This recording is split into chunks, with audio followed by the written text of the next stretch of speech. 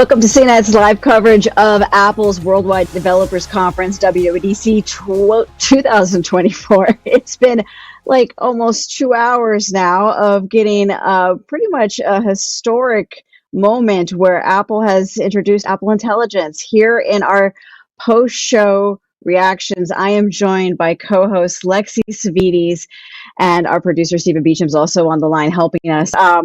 I am downloading everything. I think this is the first year where I feel like I need to rewatch it immediately. How are you feeling after all of this, Lexi? Because we just got iPhone updates and iOS and Apple Watch and Mac, and then all of a sudden the second half was just everything about AI. I'm so glad you said that because my brain is very overwhelmed by everything that we saw today. And I think one of the last things that Craig Federighi said kind of encapsulated the entire tone of today's presentation, AI for the rest of us. So when I was watching this, there were two things that kind of first came to mind for me. Obviously, all of the features that were announced, really kind of going in deep into all of those things that, a lot of the other keynotes that we've seen earlier this year, like say Google I/O, it's such a stark contrast to how AI was talked about there versus here at Apple's presentation. So there was that. And there was also just how much was packed into WWDC this year. I feel like this might be one of the first Apple announcements where, as you said, I absolutely do need to go back, rewatch everything, and really take it all in. And so this is going to be, we are going to be doing this together, is kind of recapping everything and kind of coming to terms with everything that we said. Did you notice, though, when Craig Federighi was recapping and sort of talking about AI, Apple Intelligence, and all of the privacy features, I felt like the pace slowed down a little bit. It was a little bit more, absolutely, let's speak slowly for everybody, which number one, I was thankful for. But number two, it felt like everything else by contrast went by so fast, and there were so many tidbits there that we do need to unpack. And I think our show of 30 minutes just won't be long enough to do all that. But I guess we should sort of start with some of the biggest show-stopping moments for you. I'll let you go first, Bridget. You tell me, were Genmoji and the image playground as amazing as you expected them to be? Yeah, I think AI we got to talk about first. And I should say that CNET's Scott Stein will be joining us at any moment. He's been watching there live in person, and he's going to be calling in when he can. But yeah, I had a few takeaways. Okay, so we're seeing Apple show us that it's doing generative text, generative images. And when it comes to Gen AI, what they're calling their make your own emoji system, basically, it's clearly a model that is letting you input what kind of emoji you wish you could have in the style of Apple's existing art. So the things it's going to give you, if you wanted that dinosaur riding a skateboard, holding an ice cream, whatever it is, it's giving you a few options to pick from, not just one set option. And even in generating funny little images of your friends, these are all animated images or looking like they're 3D or sketches, not realism, which my reaction was, this is showing that Apple doesn't want to get in trouble with some sort of potential for misinformation by making an image look real that never existed. And I think I'm hearing Scott maybe on the line. Scott, hey, thank you for calling in so quickly after this. Where are you heading? Hey, so I'm heading to lunch, I guess. We're filing through to the upstairs zone, but I'm still around the ring. Well, Lexi and I are just kind of like taking everything in, especially with all the generative text and images of Apple Intelligence. All right, rapid fire. Some of the things, Scott, that are kind of sitting with you. What are some of the big thoughts you have right now? Yeah, you can hear me okay, right? Just double checking. Yeah, I can hear you great. Yeah, so it was a lot, right? So, rapid fire. Some of the thoughts hitting me right now are how, it's a lot of AI, and how much is this integrated in all of the OSs? How does it feel to use? Where does it feel limited? A lot of the things I use with AI right now, it's like I want to do stuff and then find that I can't do it. So, it's in the pudding, right? So, is it going to feel...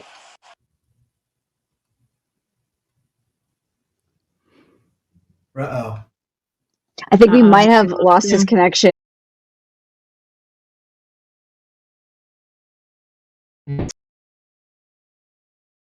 Back on. Oh, Apple's going to try to do all these things that, generating images, generating text, and we're going to just weave OpenAI's ChatGPT into all this and have Siri let you tap into any time you have a question. Just go ask ChatGPT, but give permission. That feels like a strange line to walk for, most people to know, okay, you trust Apple for privacy, but you're going to let ChatGPT just kind of have anything if you want to give it permission. Scott, thanks for I'm glad you're back. Okay, we were just talking about this fine line of walking with ChatGPT. I'm not sure how I'm feeling about it all. I kind of want to see it in action. What are your thoughts of how you're walking this line of having ChatGPT accessible by Siri? Well, I was saying before, and I don't know where I got cut off, but how much of it? First of all, how much do all these tools feel useful and easy to reach, and how much do they feel annoying, or how much would I want to go it alone? And then, the ChatGPT part, it felt like a little redundant in my mind if Apple is doing a lot of this stuff itself. Or is that, a comfortable workflow, or is it about the extra elements? Is this Apple admitting that they don't have all the AI tools yet and they need to sort of lean on some of these others in the meantime? It felt to me like, well, why would I want to turn on the ChatGPT if Apple Intelligence is also doing this? But maybe it won't be doing all of those things, and we have to sort of see what the differences are. So, I feel that was weird the way they layered those announcements in. Also, we got all of the OS details. Then you heard about AI, which affects all the OSs except Vision Pro. And so, I wanted to hear that first and not the small details. And then ChatGPT, which makes me think about what I just heard about Apple Intelligence. So it felt like the order was a little off there. And then also, obviously, so I could talk about Vision Pro as well. But those are the big questions I have about AI everywhere. And there are so many ways to access tools like this. And are these going to be any more or less useful than a lot of the tools that we already may be using or not using? Lexy, tell me what you're thinking, especially how this weaves into Siri. Is this the Siri you wanted? One of the commenters during the live keynote actually kind of hit the nail on the head. I think it was Summerland, said Siri just became an adult. And I think that really sums up for me what this has done. I mean, obviously we've seen the overall rebranding of Siri. Also, mine was going off all the time on the iPhone that I have next to me, just in case anybody else experienced that issue during the keynote, but there were so many mentions of it. So my poor virtual assistant Luckily, was sort of feeling a little bit, some of the announcements that we heard straight off the bat for that didn't really have any kind of flow on effect later on in the presentation. I mean, do you think this is kind of a little bit of an admittance almost that maybe this wasn't the future, this mixed spatial reality wasn't really the way, and now we're kind of all in on Apple Intelligence and AI? Well, at $3,500 for those who bought it, it better be the future because a lot of people, or not a lot of people, some people gotten it hoping for that. But it was a really big question mark for me because obviously the Vision Pro is only 4 months old, and they were just talking about it's going to be available in other countries soon. It's very early days in the sense, and yet, first of all the Vision Pro were not necessarily, and it's not necessarily mean some of the things for Mac and hand gestures were, in fine-grained detail announcements, but it doesn't work with an iPad or an iPhone or a watch seamlessly, and I feel like they need to get to that cross-device support. And in that spirit, they didn't talk about Apple Intelligence on the Vision. Now, I've talked to Meta a lot about how AI is going to function VR and AR in glasses, and I'm wearing Meta's glasses right now. And there's a lot of ways that stuff could be interesting. Apple did not address any of them. Sometimes in previous years, the iPad would get updates that the iPhone got the year before. But for a brand new product like Vision Pro, why would you announce those now? And when will it ever get those? And there's a passwords app for Vision Pro, but why not Apple Intelligence? It has an M2 chip. So I'm pretty confused about that. And I also, the Mac has the ability to run the iPhone in an instance now on it to control it. And that could have been a way to connect the iPhone and Vision Pro, but they didn't do that. So will they? I don't know. Apple's hard to read on those things. You say, it could come next year, or it could never come. But I question where Vision OS is heading. Um, they may still be trying to get developers to develop for it, but I think it would help to have it work like piece all the other devices. And I think AI would make a big difference there. A lot of those voice requests, I mean, you don't have easy access to the keyboard, you don't have easy to more discrete controls. So to me, voice requests are much more important on a headset or glasses going forward than a device where you do have those things. For those of you just joining us, we are CNET's live show giving our real-time reactions to after just watching WWDC 24. We're with Scott Stein and Lexy Savvides and myself, Bridget Carey. We are kind of downloading everything that just happened over the almost 2 hours, and we have to keep in mind this is for developers, and clearly there's a lot of potential here, I think, to say, all right, Apple is showing how Siri can be connecting with other apps. That whole idea of, there's this intelligence of, I want one thing done. I don't have to hop between apps. What kind of potential is this going to open up when we have the developers who are in the audience right now going, ooh, now I can make my app do this stuff. So yes, we saw examples of how Siri can connect with maps and messages and things that are already Apple's apps. But what is next? Like, am I going to start connecting my Duolingo with my cooking app, with my, how many apps are going to be connected? Scott, have you thought about some potentials here for how this can go even further? Well, a lot of it, I realized, reminds me of shortcuts. It reminds me of what Apple was trying to do with shortcuts and already has for people who want to use it. But I find shortcuts very hard to figure out how to optimize. But it sounds like, yeah, that's what you do is like link this with this, do this and do this. And maybe, I don't know if they got into this because I was jumping in and out, but, does it work off a similar shortcuts type framework? Do app developers have like an understanding of where the limits are with that? I'm sure, Apple always has a ton of dev talks and videos in the days to come, which will probably make that a lot clearer. I'm going to look forward to opening the app and watching. There were like 30-something videos about Vision OS last year. I'm sure there are going to be like 30 videos about Apple intelligence, and you'll kind of learn the limits. But yeah, I have a lot of questions about that. And again, for something that's meant to just flow and just work, how easy is it to do that? How intrusive is it? How much does it pop up? How much are you going to want to silence that?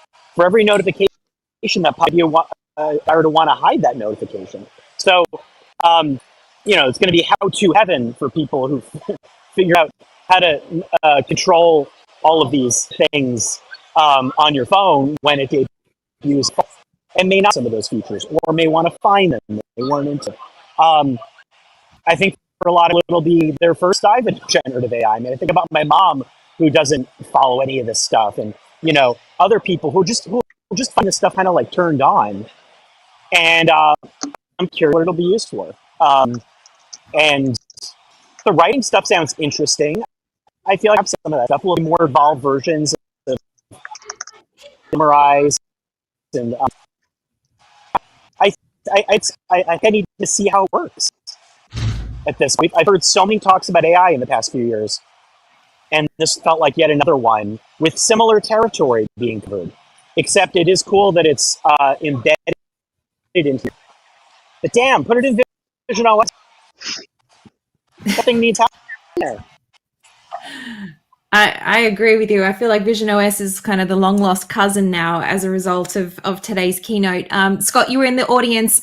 What was the reception like from developers and people sitting there? Was there audible gasps? Were people clapping at particular announcements? Did anything kind of catch you off guard by like, oh, people were actually like really pumped about this particular feature? I think people, when they talked about the kind of like AI and photo tools, and I thought that was cool demonstration, have more discrete controls over some things that are already kind of automatic in Apple's OS. Yeah, I get some reactions to that. I'm trying to think about gasps. The math stuff's interesting reactions. I did not expect the calculator to be interesting, but actually the math doodles were pretty interesting. That wasn't AI. I mean, it was a different type of AI. It wasn't, the generative AI. But I thought that was interesting. I kind of wanted more stuff like that, where things. It's also, to me, what I don't know if the audience reacted, but I thought being able to draw on somebody else's iPad via remote share play, that's interesting interesting too, the ways in which you can have communal experiences that begin to dovetail and feel more intimate. I mean, people were definitely interested in the privacy stuff, and I think the passwords app, and like, um, again, like I want to kind of see how that actually plays out. And Apple's always talking up privacy. Now opening this up to cloud servers for some of those features, they went over it really fast. And um, I have like a million questions about this, and I don't know how many are going to get answered right now. But um, yeah, I think people were. I didn't hear like uproarious excitement about the AI because it was also pretty heavily announced or leaked, and I also feel like at this point it's probably expected. And to your point, or maybe you said earlier, you're already able to use generative AI on Apple devices. So people who are deeply into it, it might change some of the connected workflow, but it doesn't introduce technically a whole new thing for people who are deep in generative AI. They're probably like, oh yeah, I'm already doing it, through blank, blank, and blank. But it's nice to have hook-ins. Maybe I could also do blank, blank, blank. So,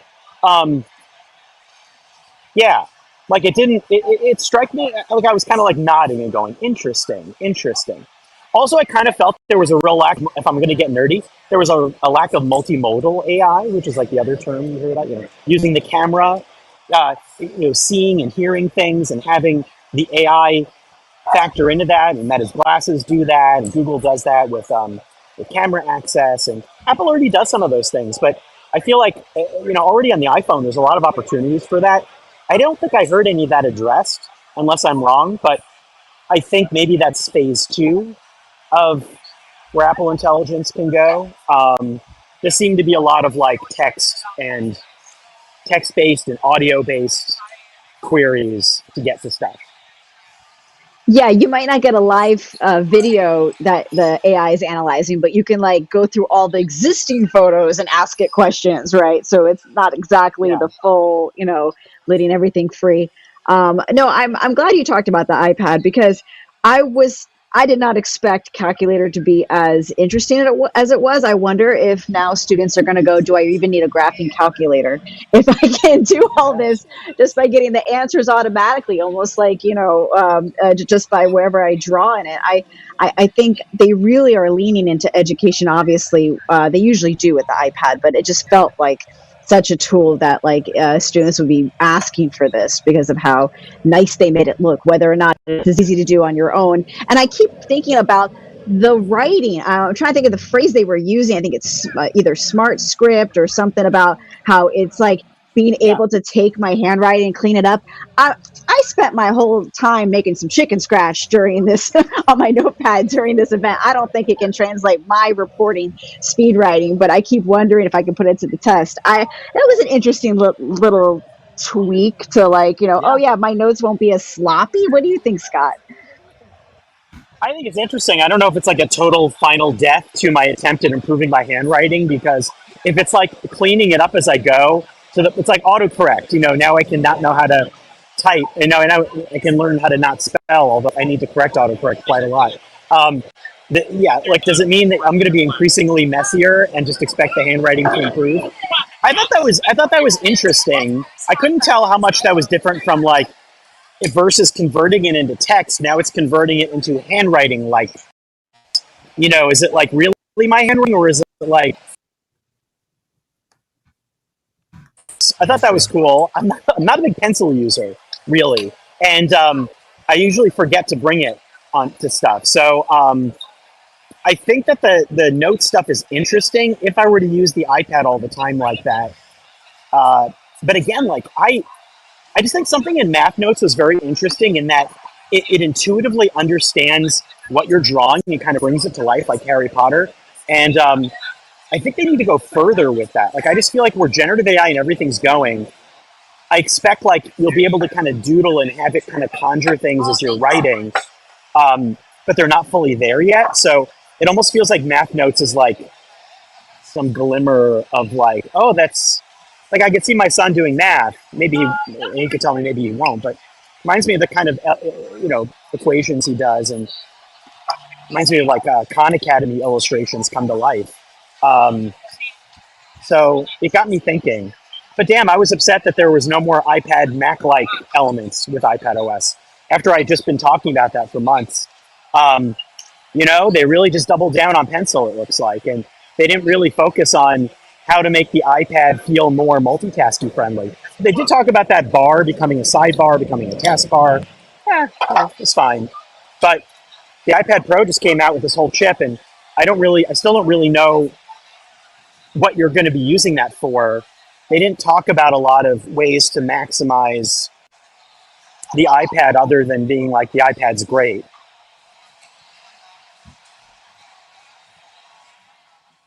So that's a thing. I don't know if you can still hear me. Hopefully you can still hear me. I can. The silence. I'm soaking things in. I'm thinking about all the stuff that was going on between the watch OS, the different some of them feel like gimmicks. Yeah. So let's talk about WatchOS for a moment. One interesting thing that stood out to me that I was saying in the live blog, Vitals, that app that looks at your, because I covered wearable for a lot of years too. Lisa is now like killing it with wearable tech at CNET, and I'm still very curious about where things are going. She's written about rings and stuff for a while. I looked at the Oura Ring. Lexy, you've looked at this too. You cover a ton of wearable tech and smart health tech. When they mentioned Vitals, I was thinking about Oura. I was thinking about Fitbit. I was thinking about those kind of wellness awarenesses and pings. There's only one problem. I don't wear the Apple Watch all the time. It has a short battery life. I mean, are they going to make a ring? It seems like a device. It seems like an app like this that's meant to kind of tell you when your readings are off and I'm not wearing it all the time. Seems to indicate a device that you'd want to be wearing all the time, or fix the battery life, or have something that can do more multi-day readings. So, is that a fall announcement? Or is this like TBD? I thought it was cool. I thought it was overdue for Vitals, but I think it just sort of indicated where they're going, and I want to know more. I just think the sleep tracking, I need to be able to wear the watch more to take advantage of sleep tracking. I charge it at night. I love that you bring up the battery life question. Oh, I'm sorry, Bridget. I'll try to kind of. I was gonna throw it to you. Maybe that's the fall announcement. I was gonna throw it to you. Go on ahead. Yeah, definitely, Scott. I love the thinking about potentially what is the device that you need to wear constantly in order to kind of have all this data acquired. I think it is going to be the watch. I'm highly doubtful there is going to be an Apple Ring kind of anytime soon. I think you definitely leaned into the battery life equation. There's been a few things over the past few years where, like faster charging on the Series 9 and Ultra 2, and also just like battery life improvements behind the scenes. I think that's going to be the next key. I feel like the perspective we have a slightly skewed perspective as wearables reviewers and people who are constantly either changing between devices that we're wearing or thinking about things like in terms of I can't wear the Apple Watch for an hour because it's charging while I'm having a shower. That's going to significantly impact the data that's acquired or not acquired. I actually don't think that's going to play as big of a role that we might think it is, because we're constantly thinking about that. I think for most people, they just go, I'm charging my Apple Watch 30 minutes before bed. Great, give it a quick top up. Or I put it on the charger, I have a shower in the morning, and then it's good to go for the rest of the day. And it's getting enough data, and it's being able to kind of calibrate based on the data that it has acquired. So I think for the majority of people, I would say that it's not us. They're probably not so concerned about that. And not as many people are swapping between, say, a ring, a watch, other wearable devices, and thinking about having to have all that data kind of funneled into a single health app. Most people they've got an Apple Watch, they wear it all the time, take it off for an hour a day to charge, if that. And that's kind of it. And I think that is kind of what we're going to see a little bit as we kind of get closer to September, is just slight improvements on battery life, not concerned necessarily that we have to kind of constantly be removing our watches to be charging all the time. I think we have a different perspective that most people are just going to be like, yeah, I just wear the watch all the time. Battery is what it is. Yeah, that's fair. That's fair. But I also, it might be interesting how many years the Apple Watch has been out. I think about the way the Mac and the iPad, especially the Mac, you reach a point where like instead of performance, sometimes they shoot for battery life, and could they kind of find a way to improve that in the new watch, or have a better downtime mode, or heck, maybe like a sleep band that has extra battery, or I don't know, or maybe they're fine with it. Maybe they just go keep doing it. But I think it's interesting. It was like one of those things that, again, when I saw vitals, I was like, is that like is that a dot something? Because it's a whole new app, and I'm like, yeah, that's the main thing that flagged for me. Still no watch face store. It's been like a decade or whatever it's been. It's not a I decade. know. It's been And 7 yeah. years. I think we've got to let that one die, Scott. I think that dream is dead. Sorry. It's Never. gone. It's never happening. Never. I'm with you, but it's gone. Where's my Nintendo watch face? It's never gonna happen. It would be fun. I'm just gonna sit on the bench and yell that out to the sky, the clouds, till the end of time. You can pass by and just nod your head at the guy yelling at clouds, at the Apple Secure Cloud. At the Apple Secure, yes. Apple Secure Cloud going, where's my watch face store? Apple Intelligence goes, I don't know what you're talking about, Scott. It doesn't exist. You're clearly delusional, Scott. So, another year, I've had enough people tell me that, Mac shouldn't be on iPad, that I've been, people get upset about that too. But I still think if you're selling a super expensive iPad, that I want to be able to use it exclusively as my main computer. And that's not an easy flow right now. There are caveats to make you choose a Mac.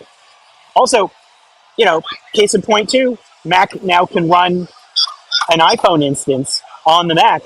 Would be great to have a touchscreen for that. I'm just saying, because you could touch the phone, but there's no touchscreen there, but there's no watch instance, there's no phone instance in the Vision Pro where you can reach out and touch it virtually. That's why you have to keep the iPad. Yes, keep buying iPads so you can touch your mirrored iPhone in that, but then not on the Mac. But then, yeah. I'm triangulating, and then when intelligence seeps in everywhere, who knows what happens? All these different pieces, and that may be part of this too. Is that maybe, gonna benefit of the doubt, the intelligence layer is going to change a lot of stuff about where all these OSs are interact, and even what we think of as the computer interaction. So maybe Apple's cross-device functionality starts radically changing in the years to come. And right now they're just introducing applications, and then we start getting these layery wrinkles. Maybe, I don't know, but I kind of feel like this could be a big phase change for some of that. In terms of what is an OS, do you know what I mean? Like, if you can start doing all this stuff via commands and conjuring things that happen in the cloud, it might feel like the limits of the OSs feel less distinct. And you could begin having things relay more. Like what you do here does cross over into a secure cloud and end up on Vision OS in the future. So they feel like they're all part of the same thing. And it's one shoe dropping. Yeah. I think that's a fantastic point to be. Yeah, I think that's a good thing for us to reflect on as we kind of digest it all. And Scott, I know you got a busy couple of days ahead, and I look forward to hearing your report on what kind of strange emoji you've created, and if you get to turn anybody into a weird cartoon face, because that seems to be something that they are going to be leaning on for the fun side of iOS 18. Yes, I'm going to be conjuring all sorts of stuff. I'm going to merge with the AI. That's the theme for this year. I guess in the summer we're going to get that chance. I'm curious when we're going to get a chance to look at while I'm here. Sometimes there's a chance for some demos, sometimes not. But I'll be letting it stew in my head over the next couple of days as I think of some more stories and get some lunch. I've got phone arm right now. I'm like been holding my phone. I'm getting like phone. I'm switching arms back and forth to deal with this.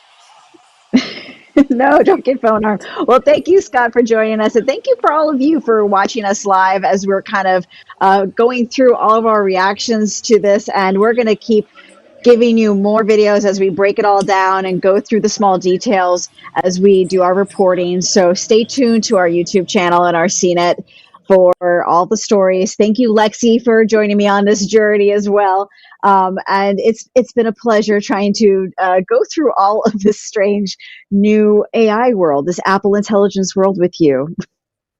I know, it's been great. Thank you, Bridget. Thank you, Scott. Yes, stay tuned. We're going to have so much more. And I feel like there's a few like little, just before we jump, iOS 18 is only going to be, and the Apple Intelligence feature is only on the 15 Pro and 15 Pro Max on the iPhone side of things. Yes.